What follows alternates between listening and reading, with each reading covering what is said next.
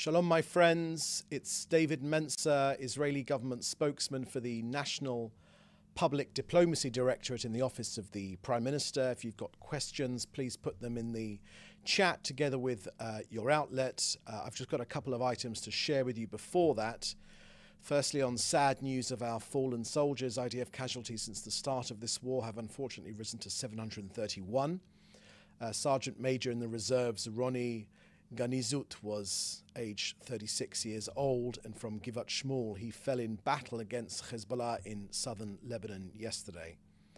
We remember the heroes who have fallen in battle in Gaza and in Lebanon and in other sectors as well. Thanks to them, we have turned the enemy back and destroyed most of their capabilities and freed many of our hostages, but we are determined to complete this work. We send a prayer for the well-being of our wounded heroes, as well as being grateful from the depths of our hearts for the heroism and of our fighting men and women in the IDF and the security services. May his memory be a blessing.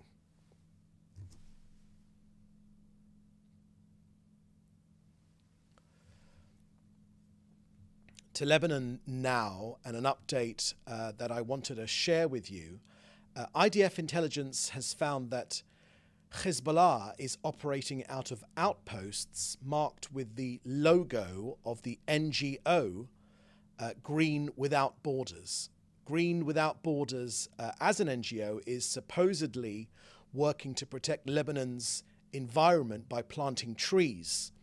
But unfortunately, just like with UNRWA in bed with Hamas in Gaza, Hezbollah terrorists have exploited this environmental NGO as a front for its military activities in southern Lebanon. The IDF today released footage and photographs of Hezbollah tunnels, weapons and military observation posts within Green Without Borders facilities near our border.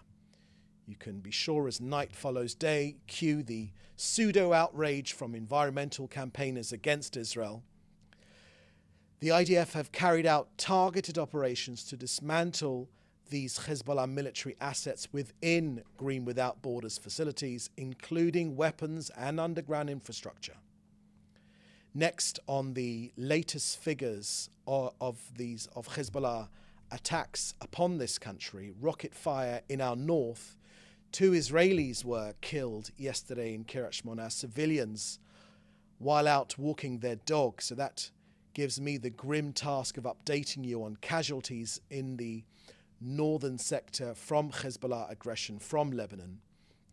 So these figures are the deaths caused by injuries within Israeli territory itself, not to soldiers killed battling Hezbollah within the territory of Lebanon in the last 2 weeks.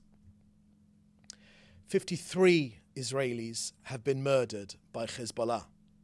That's 28 citizens, including an Indian national, and 25 soldiers. As for the wounded by Hezbollah, 441 people have been wounded. That's 165 soldiers and 273 civilians. So from more than 10,000 rockets and missiles launched by Hezbollah on our north, unfortunately 63,500 Israelis have been displaced from their homes. Hezbollah have caused more than 900 fires, burning 197 million square meters of Israel's north. Those are our latest figures. Next, on Iran, the Prime Minister said yesterday that there's only one force in the world which is fighting Iran right now, and that is Israel. He said it's not only our fight, but it's the free world's fight too. Only Israel stands in Iran's way to conquest this country. If we don't fight here, the Prime Minister said, we will die. But it's not only our fight, it's the free world's fight as well, echoing the words which he shared with the United Nations General Assembly just about a week ago. He said, what distinguishes Iran from other dictators around the world is that Iran wants to throw us all back to the Dark Ages. They want to destroy us here in Israel, but only on their way to your countries. because we stand here in the way of conquering the Middle East. Now, next, in the last few days alone, Israel has faced stabbing attacks in Hadera, a shooting attack in Beersheba, killing a young border policewoman, and another shooting attack in Jaffa just a week ago, killing 7 Israeli locals and injuring 7 more. My own 16-year-old son came running home, having witnessed people escaping these 2 gunmen in Jaffa here. None of this is sustainable. We know that this is derives from terrorist incitement, which seeks to kill Israelis. And make no mistake, our security forces are on high alert. This terror is the result of incessant incitement from Hamas and Iran. They want more murderous violence, more civilians killed, and another front from which to attack us, but they will not succeed. And lastly, an update from COGAT and their work coordinating aid into Gaza. As you know, we have been giving almost daily updates from this podium, but I wanted to update you particularly on clean drinking water available to Gazans. There are 3 pipelines from Israel and 2 from Egypt, and local desalination plants as well as pumping facilities inside Gaza. In northern Gaza, where 300,000 Gazans reside, they have access to an average of around 175 litres of water per person each and every day. In central Gaza, where 1.8 million Gazans reside, there's an average of 39 litres per person per day available. And in southern Gaza, with 50,000 residents, each person can receive 30 litres of water per day. On our latest figures of aid going into Gaza, since the start of this war, Israel has coordinated over 1,072,000 tons of aid on over 54,000 trucks into Gaza. 80% has been food, but also medical supplies. Children have been vaccinated against polio, but also shelter equipment. And you can get all the details of Israel's humanitarian efforts on COGAT's website. So that's the end of our briefing here today. Please put your questions in the chat together with your outlet, and we will take them from here.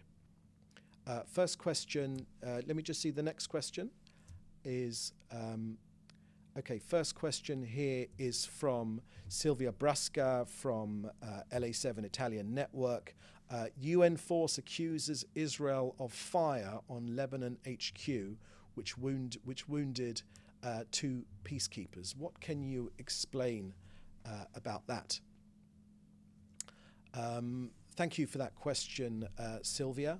Let me share with you the latest on that. For the latest information, you should always go first. For things like this, you should go immediately to the IDF, because they will have the latest information. I don't have anything specifically about this point, but let me tell you about the UN in general on our northern border.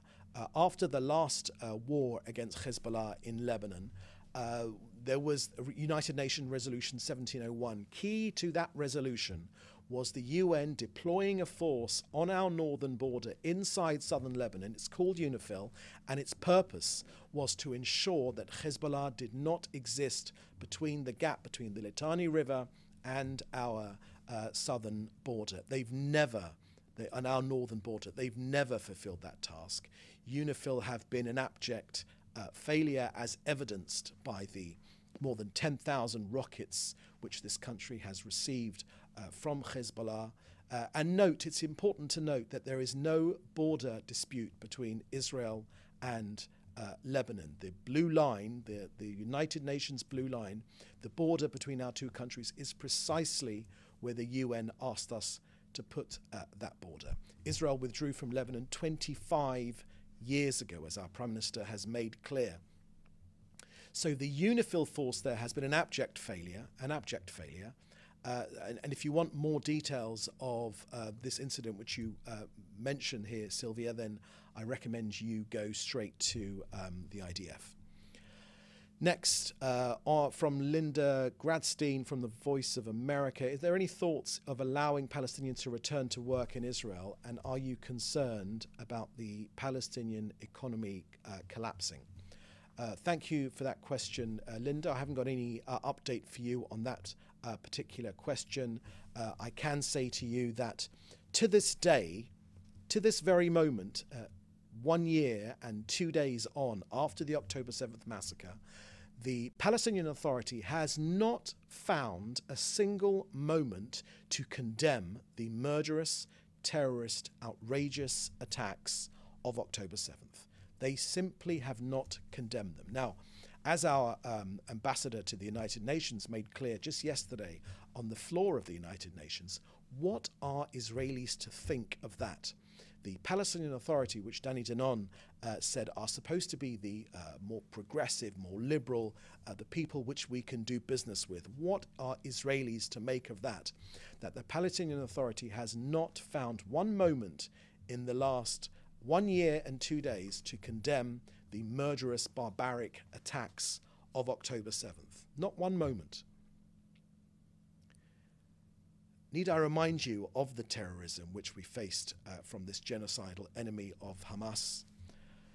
The murders filmed on GoPro cameras, an Israeli woman, a pregnant woman, having her belly cut open on camera and having the baby pulled out of her stomach and the baby stabbed in front of that mother.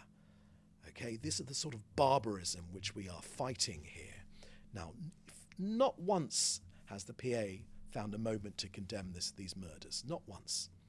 So I think that's very, very important in terms of understanding what Israel's mission is here, to destroy the terrorist outrages which happened from Hamas in Gaza, to destroy Hamas as a terrorist organization, both their governing capabilities and their military, to ensure that Gaza can never be a threat to us again, to get our 101 hostages home. That's our priority. They should be set free right now. Let them go right now. The war would be over if two very simple things happened. Hamas laid down their arms and they released our hostages. The war would be over right now, and it would solve that problem, that issue which you shared with us, Linda. And of course, to return our 63,500 Israelis back to their home in northern Israel, which is why we are pushing back Hezbollah.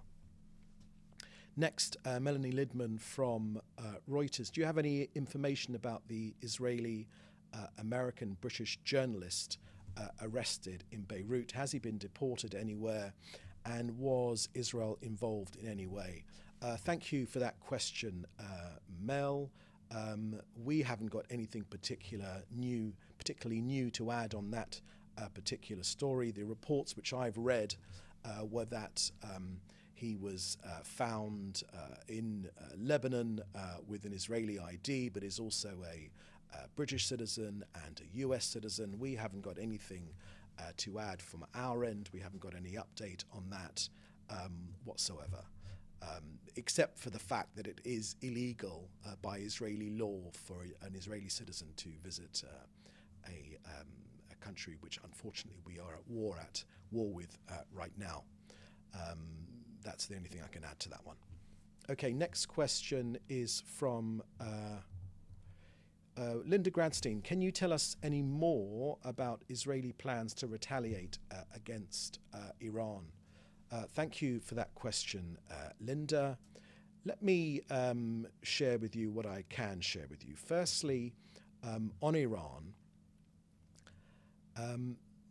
obviously I won't be sharing our defensive actions against Iran. As you know, last Tuesday we received 101 ballistic missiles against that country to our people, myself and my family, and I think all the 9 or 10 million Israelis living here, including you, I imagine, Linda, were in shelters, sheltering from this largest ballistic missile, I think one of the largest ballistic missiles ever upon another country.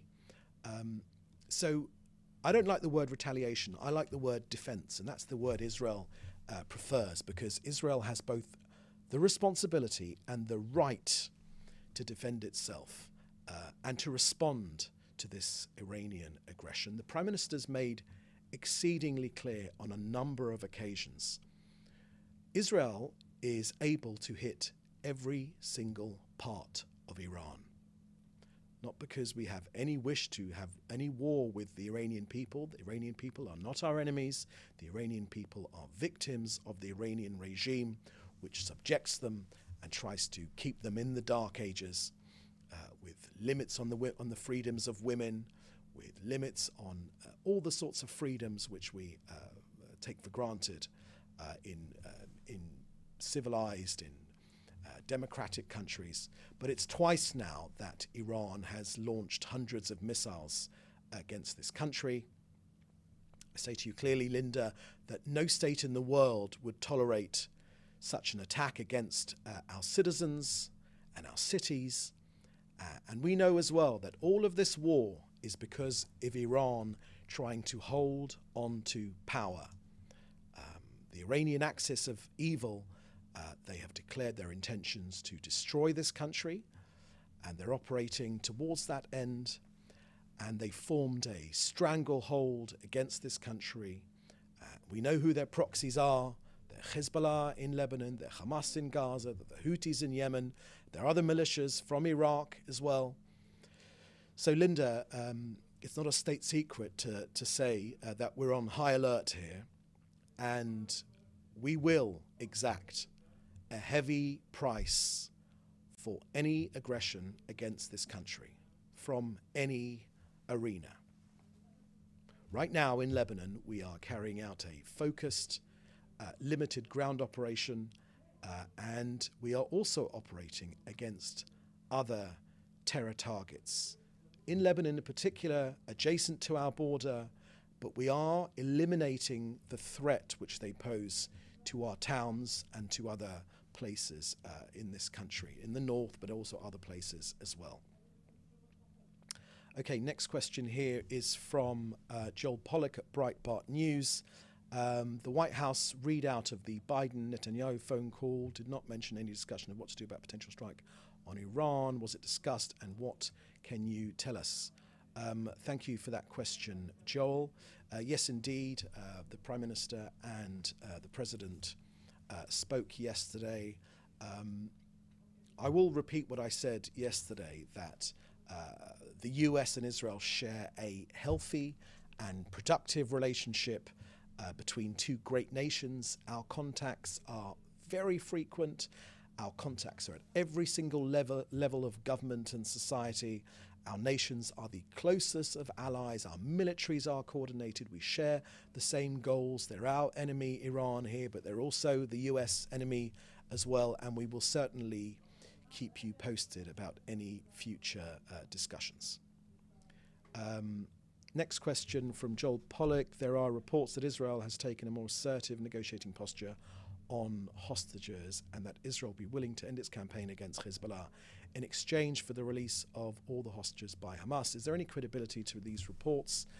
Thank you for that question, Joel. I shared a pretty comprehensive view from Gal Hirsch, our coordinator, Major General, Brigadier General Gal Hirsch, our coordinator on the release of the hostages. He shared his views, and I would also encourage you to look at some of the things which Mr. Hirsch has said, which do include some innovative ways forward to get our hostages home. It is a key war aim. It's an open sore in Israeli society.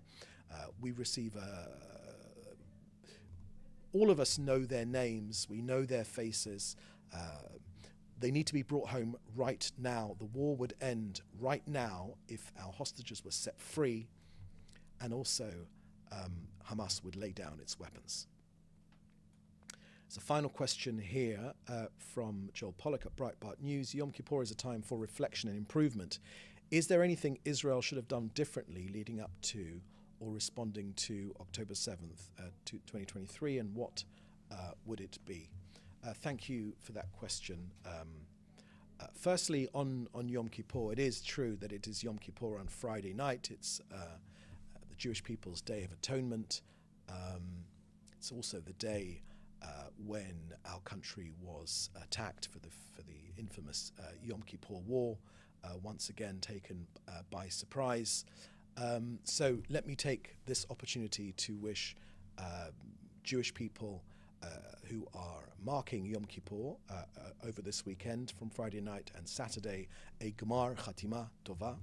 That's the first thing I'd like to say. On the other point, there will be time, Joel, to conduct a full and comprehensive inquiry on the failures which took place, which allowed the horrendous terrorist attack of October 7th and subsequently. There will be time for a full discussion. The Prime Minister has made that crystal clear. Right now, we're fighting to defeat this enemy, these Iranian-backed proxies. We're fighting to defeat them. And I tell you, Joel, you can be absolutely sure, as the Prime Minister said, we are winning. We have done things which, as the Prime Minister said, that you have seen, but you have not seen yet. And Minister Gallant, our Defence Minister, also made that crystal clear just yesterday. We're able to defend ourselves. Gone are the days when Jewish people ran for cover without an ability to defend ourselves. We have a state and we have an army and we have a duty to defend ourselves, and that is precisely what we are doing. And when this war is won, which it will be, just look at the evidence of the decapitated Hezbollah terrorist army. We have, killing the Nasrallah, thought to be impossible. You could never find him in his bunker, eliminated. His successor, as the Prime Minister said, their successor, and the successor after that as well, all eliminated. The leadership of Hezbollah, this most organized, the most well-armed terrorist organization in the entire globe, eliminated. We are taking our battle to them, and we are winning.